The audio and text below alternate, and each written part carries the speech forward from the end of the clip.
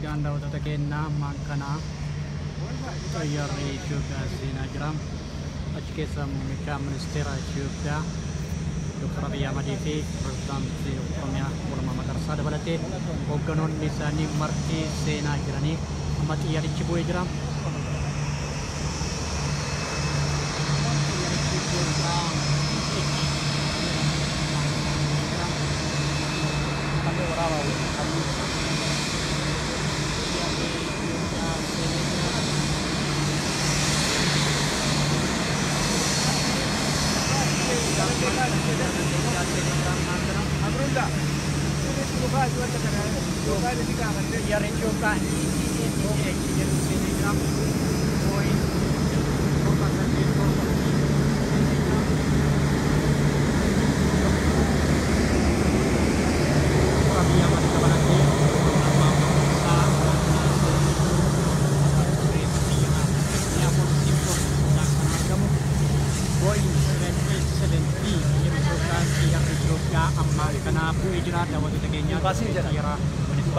tergamna ikan namun dunia siti tertiban dapat ni ega jirani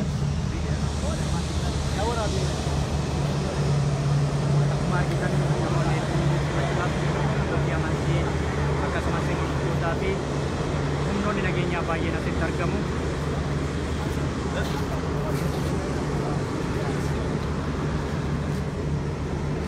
ega amma lamma fi Dr. Abiyin asbesati argamani ummanni simatu dabatani egu turani Bufata Direct Tiara Minneapolis Simpoli kan Minnesota ke tergamuti kuno makana puani jero ega tiari chipe pakka namun di Jawa Tengah makana hawasi simatu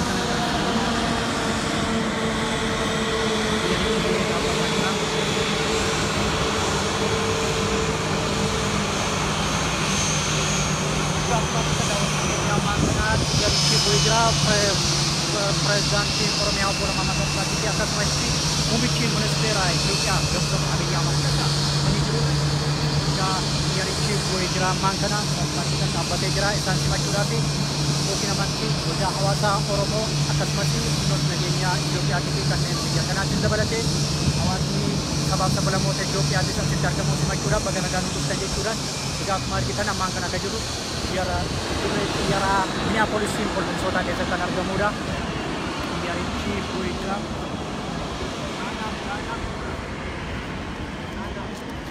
ama buah jirani ega korton yang populatan korton akan itin gadibu aniku iti di majra kemudian negenya biar kana sisi ke masih timala jirani ega semacura pakas masih konsilati gama embasi juga Washington DC jirani segera sit timala jirani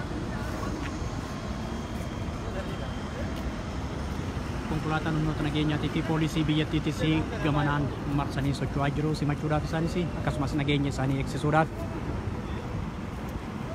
gawal dale hawasa Oromo dale hawasa sabab sabab mau tuju ada balaje akas masih abuti namanti fi kan nembro si macura masih socu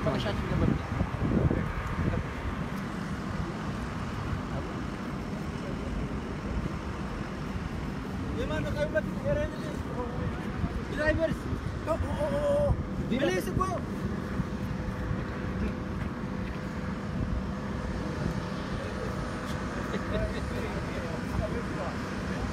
Director Rico Emen Jawar Muhammadis Simati Nadab Kamana Tigra juga pelaban dari Sumaromo dan Oromia Calek Kesanis Kabatani di Atani Guru Galatoma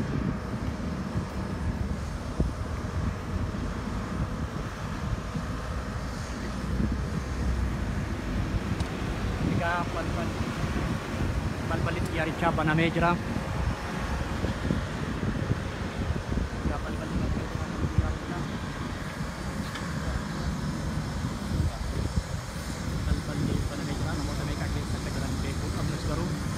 namota gadguan yan kel kabarat ko akan jeru si ega jera non nagenya bigetis sena ni jal kabarat ko ani jeru atas mas kamu jal kabarat tiga buah jera namo media le ni atas ani akan baca jeru ega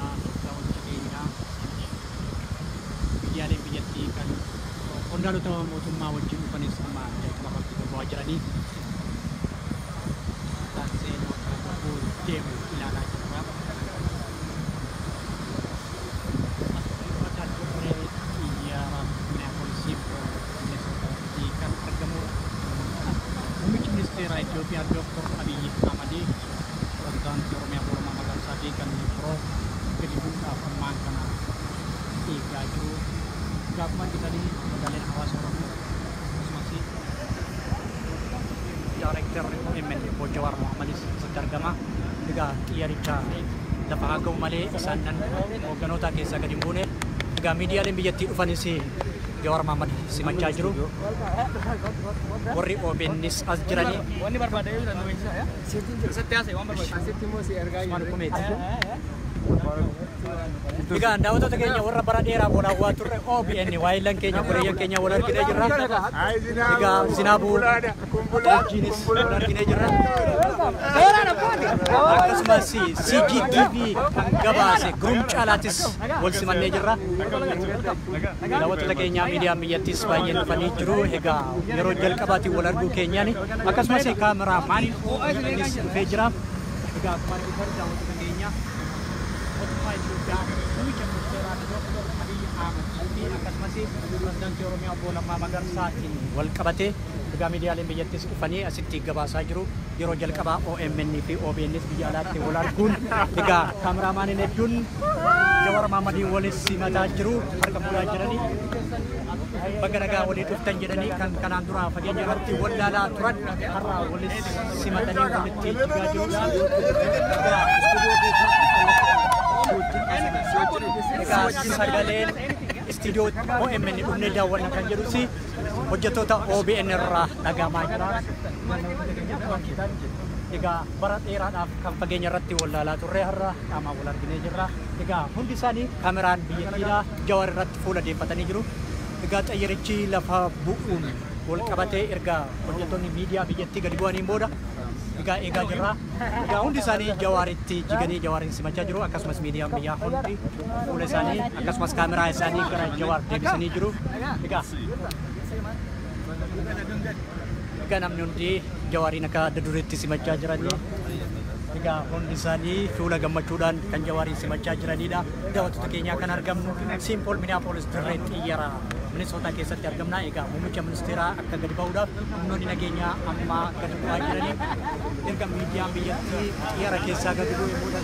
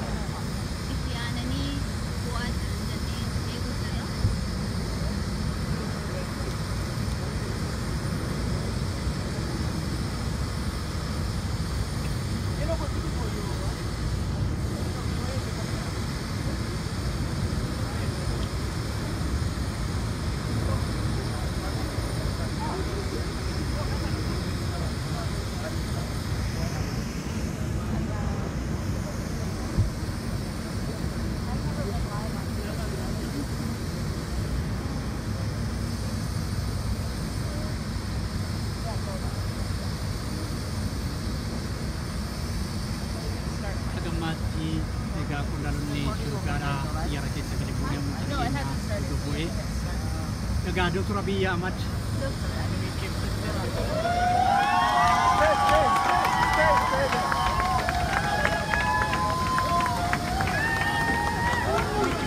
Dr. Abiy dhufan Obbo Lammaa Magarsaatis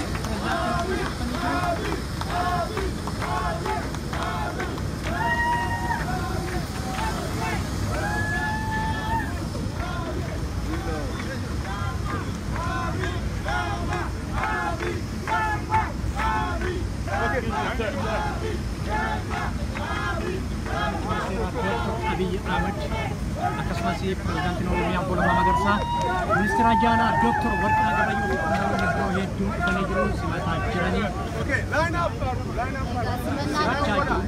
Simannaan waan gaggeeffamaatii jira. Abbootii amantaatii wajjin nagaa wal gaafachuutti jiranii.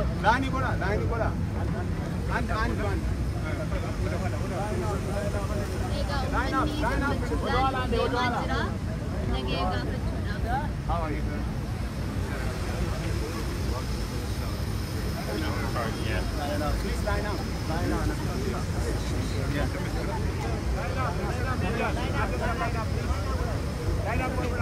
Egaa uummanni hiriiraan akka nagee gaafatamaa jira.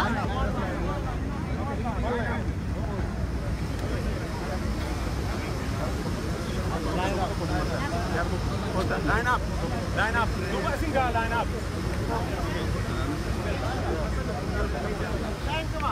Line up. Line up, guys. Obbo Jawaar Mohammed illee isaan gaafachuu karaa isaanii dhiyaatanii jiranii.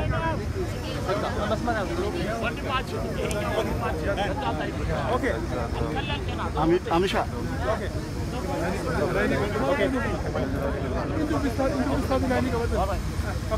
Okay. Line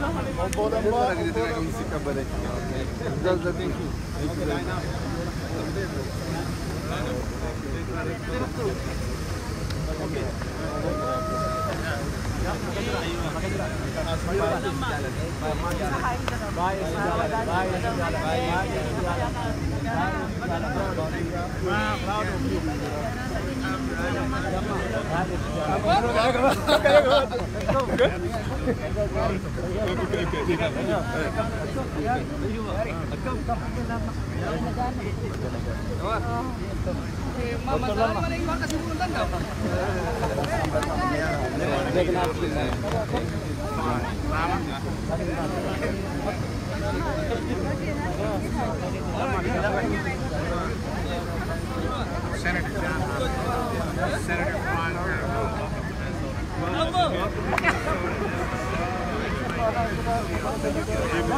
welcome to Minnesota.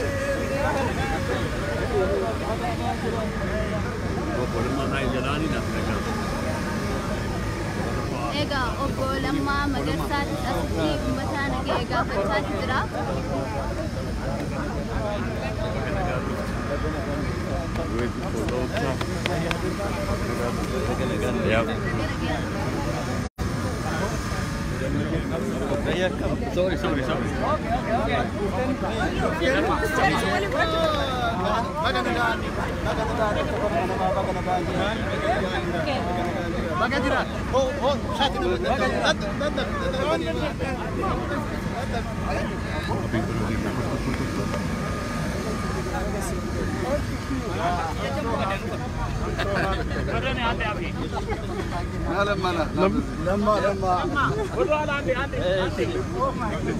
Egaa daawwattoota keenyaaf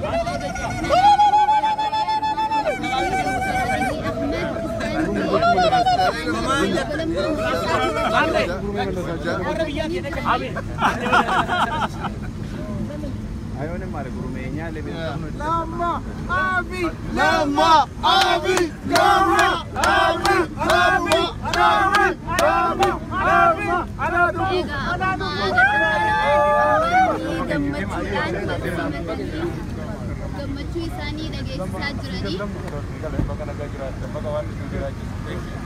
Dr. Abiy Ahmed gara konkolaataa seenanii jiranii. Amma namoota karaa konkolaataa deebi'aa jira. Egaa daawwattoota keenya amma konkolaataa seenanii jiru. Muummichi ministeeraa Dr. Abiy Ahmed, pirezidaantii Lammaa Magarsaa fi akkasumas qondaaltonni hoogganoota biroo hedduun konkolaataa kana keessa jiru. amma konkolaataa seenanii gara hoteelatti imaluudhaaf jiru. Egaan daawwattoota keenyaa kun yeroo jalqabaa seena qabeessa ta'ee mul'atee jira.